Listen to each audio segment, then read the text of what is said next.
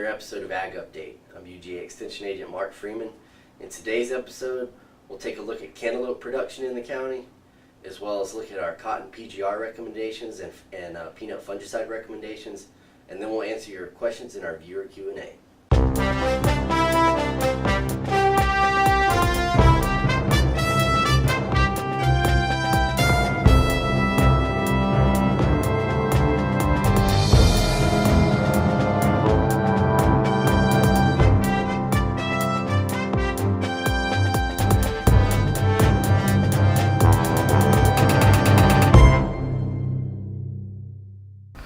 Okay, we're here in Pineview, Georgia with Mr. Bob McLeod, and Bob and his brother Jim farm cantaloupes here in Pulaski County. And Bob's going to tell us a little bit about the cantaloupe market, Cantaloupe Farm, and take us on a tour of the cantaloupe packing shed that they have here in the back a little bit later. But I'll let Bob tell you a little bit about cantaloupes this year and how everything's going. Good morning, Mark. Thank you for coming. Thank you for your interest in cantaloupes. We're glad to share what little bit of knowledge we've got here, but we appreciate you coming. And we are kind of in our mid-season right now. Usually by July the 4th, we try to be through with the crop, but because of the inclement weather we had earlier on, we've had to spaced our transplanting, our planting of the cantaloupes out a little bit further. And so we're still about mid-season. It's been a good crop. We've had some issues with labor. That's one of the things I hope we'll address in the United States is a labor supply for harvesting any type of produce. But it's a good crop. We're proud of what we've got and looking forward to a good season. Well, now Bob will take us on a tour of the packing shed.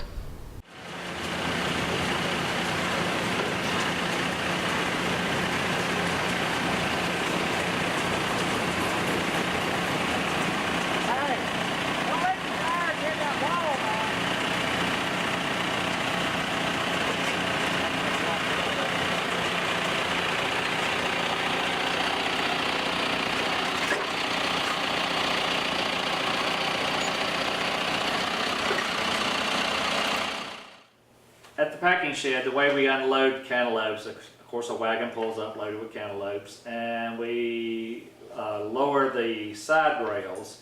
The cantaloupes freely roll off into a water vat that's approximately 4 feet deep. It is a chlorine bath that the cantaloupes stay in. The cantaloupes will freely roll off the trailer into the vat. They will kind of keep pushing down cantaloupes down into the water so it doesn't have any severe bruising of the fruit. They'll stay in the water vat approximately 3 minutes, maybe a little bit longer, depending on how many's in there. But anyway, they're lifted then out of the water vat over and go to the processing shed.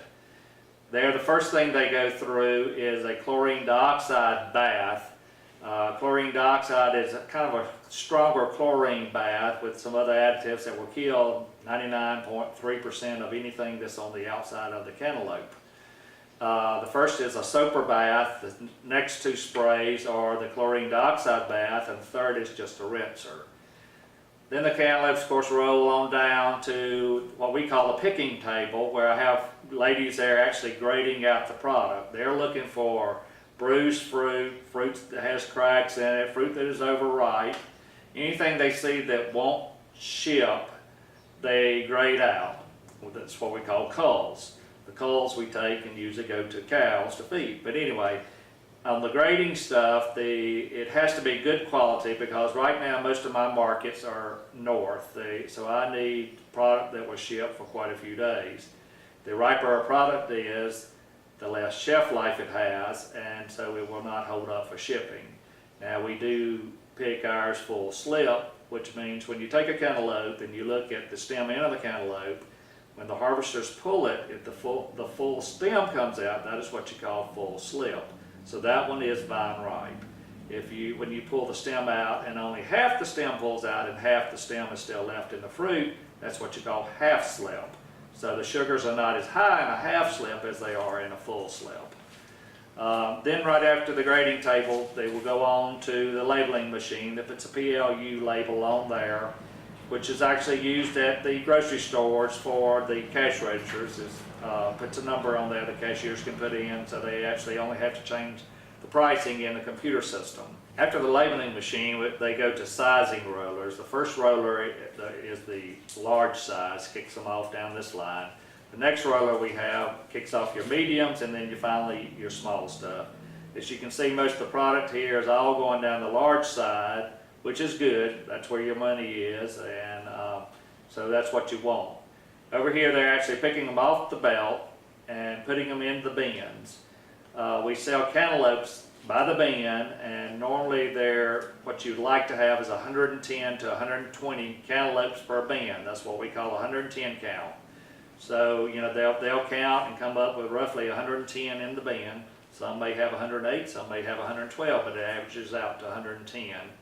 And then then after they fill the bins, the forklifts come and pick them up and move them over, triple stack them, and then get ready to go inside the cooler.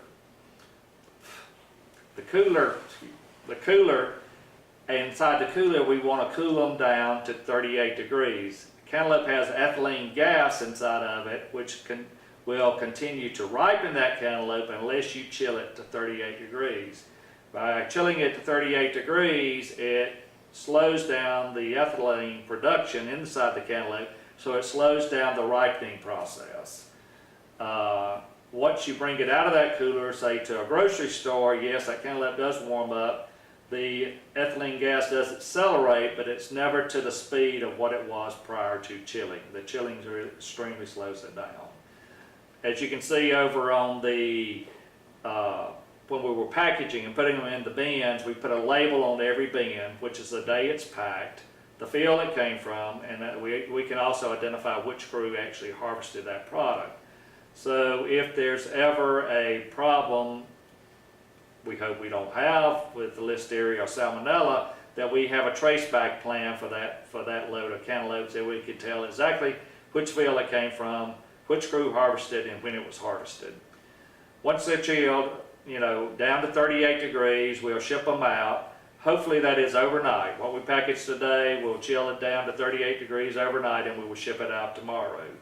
As you can see right now in our cooler, we don't have very much product because we had such demand yesterday. We pretty much shipped out yesterday's product. My cooler will hold roughly 11.5 semi-loads of cantaloupes.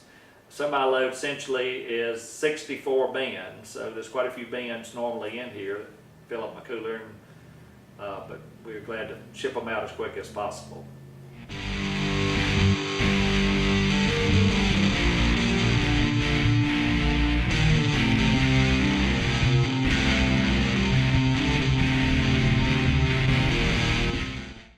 Okay, so one of the more common questions I've been getting recently is on PICS applications. And PICS is a PGR, or a plant growth regulator, and it's just going to help keep that cotton a little shorter and give it a better green color for better photosynthesis. Another thing that PGRs do is it keeps that plant in a more reproductive state. Instead of focusing all its energy on growing tall and growing a lot of leaves and vegetatively, it's going to put a lot of that energy into the reproductive parts, or the bolls, and that's really what we're after is bolls. Now, one of the things that we're going to look at first when determining if we need a PGR is height to node ratio. So this plant right here was 23 inches tall, and I counted the nodes on it, and there's 13 nodes. So the height to node ratio of this is 1.8. Now, we generally will recommend PGRs when we get above a height to node ratio of about 1.2, but when we get higher up into the 1.8 range, that just means that our PICS rates are going to be elevated a little bit.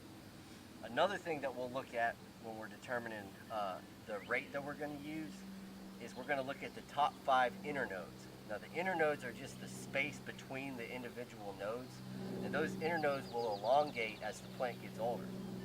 Now, the top 5 internodes are the only internodes that are still elongating. Anything below that is already fully elongated and isn't going to get any taller. But on this one, I came down, the third internode down is about 2.5 to 3 inches long, and that's going to trigger a higher rate than if that internode was less than 2.5 inches. That next one down isn't quite as long, but we can tell that this plant is probably in need of a PGR application right now. So to determine our risk index using Peanut RX, we'll use a few different disease risk points. The first one of those is variety selection. So each peanut variety is going to have a different tolerance to different diseases. The next thing we'll look at will be planting date, plant population, if we use an at-plant insecticide, our row pattern, whether we're single row or twin row, our tillage, whether it's a conventional tillage or a reduced tillage system, and then we'll look at our herbicide usage and our crop rotation. Now, a field like this, if this was peanuts last year, the risk of having peanut diseases is greatly increased this year. So usually there's at least about 3 years between peanuts followed by peanuts, so 3-year gap in between that time frame. The next one is field history, and then irrigation, is it irrigated or not?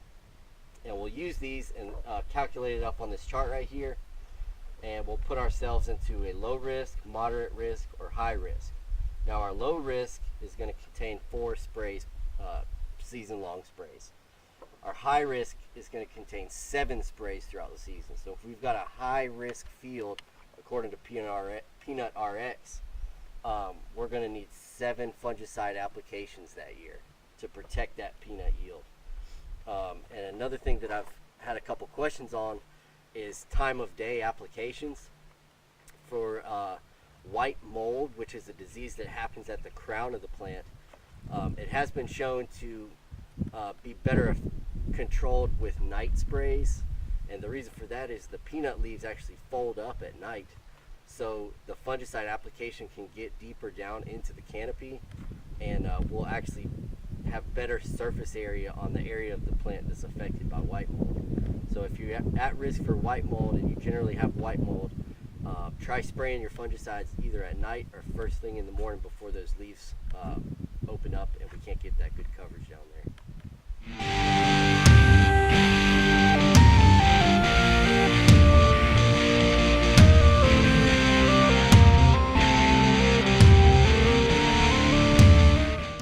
Okay, this question is from RG, and he asks, how does someone control broadleaf weeds in pecan orchards without the use of 2,4-D? Well, whenever we're controlling weeds, the first thing that we want to do is make sure that we're using our pre-emerge herbicides. Those herbicides will prevent weeds from germinating and ever becoming a problem. And there's a few different pre-emerges that are good on broadleaf weeds that are labeled in pecans. A couple of those are Diuron, Simazine, Metric, Chateau, and Alion. Now when we put out our pre-emerge herbicide, there's always going to be some weeds that are already germinated and present. So we can tank mix that pre with a post such as glyphosate or Roundup, glufosinate, which is sold as Liberty, or paraquat, which is sold as gramoxone. Now if we're going to use the paraquat in a pecan orchard especially, make sure that it's done first thing in the morning, because that gramoxone can drift with any little wind. The Roundup and the Liberty should be okay as long as it's not sprayed on any green tissue of the plants. So make sure that you get a pecan spray guide and make sure everything you spray is labeled, and pre-emerges, tank mix with post-emerges. Question 2 from Allison. There are small green worms eating my kale. What are they and how do I get rid of them while keeping my kale edible? Well, after looking at some pictures from Allison, we concluded that they were imported cabbage worm. Imported cabbage worm are just foliage feeders of plants like kale and lettuce, and they can actually do a lot of damage on small seedling plants. If they eat a portion of a very small leaf, say 50% of a small leaf, which would be a very small area, as that leaf gets a lot bigger and turns into a full mature leaf, that 50% that was eaten is still 50% of a very large leaf. So the amount of damage can be greatly magnified when they eat small leaves. Now the imported cabbage worm can be easily controlled with a chemical called Bacillus thuringiensis, or BT. Now that chemical is actually the same one that they use in GMO crops, but this is just an over-the-top insecticide spray. It's not any kind of GMO or anything like that. But in the stores it's sold as a product called Dipel, and Dipel should have excellent control on these worms. And I would spray them again once they become present. You may not have to spray a second time. Hopefully you don't have to spray a second time, but the Dipel should do a good job for you. Question number 3 from Crystal. I think I have spittle bugs. What should I do to try to control them? Well, spittle bugs can be a pest usually associated with centipede lawns. A lot of times people will let their centipede lawns grow a little bit too tall, and when that happens, centipede has a real bad habit of getting very thatchy. So when we get a real thick thatch, that opens the door for spittle bug issues. And they're just little black bugs with 2 little red stripes on them, and they lay their eggs in the centipede thatch, and they produce like a saliva type of mucus that covers their egg masses, and that's how they get their name, spittle bugs. Well, spittle bugs can be controlled with some insecticides. Any pyrethroid, like a bifenthrin product, will work well, but they typically don't really need to be controlled. They don't do a whole lot of damage to turf, and it's probably a better idea to try to control them with cultural practices rather than spraying. So mowing your centipede lawn a little bit lower, between 1 inch or 1.5 inches, and dethatching when you can, and aerating, and also not over watering the lawn. Every 5 to 7 days, put on about 1 inch to 1.25 inches, 1.5 inches at the very most if we're really hot. But that just tries to decrease that thick thatchy area that centipede lawns can get, and hopefully we'll get rid of spittle bugs that way.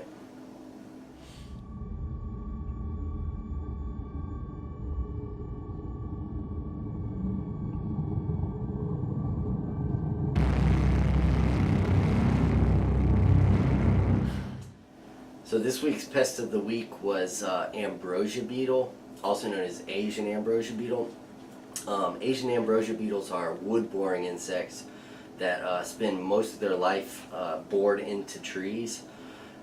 They typically attack stressed trees, so trees that have been struck by lightning or had some other kind of damage are really prone to ambrosia beetle attack. What they do is they dig tunnels into the trunk, and they lay their eggs in there. Now the females actually carry a fungus on their backs. The fungus is actually used to feed the larvae once they hatch from their eggs, but that fungus can also clog up the tree's vascular system, so that's how they'll injure the trees. The trees have a xylem and a phloem, just like every plant, which is just like humans' veins and arteries. The xylem carries water and nutrients up, and when that xylem gets clogged, the tree can't bring up any water or nutrients, and it'll eventually just die. Now, one thing that is very common when you have ambrosia beetles is they leave what they call a toothpick, and it's not an actual toothpick, but it's a long, thin strand of chewed up wood that sticks out from the trunk about 1 inch to 2 inches long, and that's a dead giveaway that you have ambrosia beetles. Now, a tree can take a little bit of ambrosia beetles, but if we get more than about 5 or 6 toothpicks per tree, then that tree is probably going to be needed to come down. If you find that the tree is infected and you only have 1 or 2 beetles, you can preventatively put some insecticides on the trunk, doing a trunk spray. Any pyrethroid should be fine, and you'd want to take a hand sprayer and spray the trunk all the way around it at about 8 feet above the ground, all the way down.